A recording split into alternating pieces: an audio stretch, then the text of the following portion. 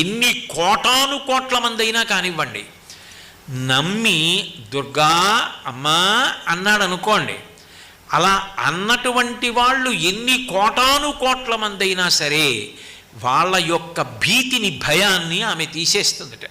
దుర్గే స్మృతౌ హరసి భీతి మశేష జంతో స్వస్థై స్మృత మతిమతీవ శుభాం దదాసి. ఆయనకేం కష్టం లేదు, ఆయన సుఖంగా ఉన్నాడు, హాయిగా ఉన్నాడు. ఆయన అమ్మని తలుచుకోకుండా ఉండడు. అందుకని ప్రతిరోజు అవకాశం ఉన్నప్పుడల్లా అమ్మ దుర్గా దుర్గా దుర్గా అంటూ ఉంటాడు. అప్పుడు ఏం చేస్తుందట, మంచి బుద్ధినిస్తుందట.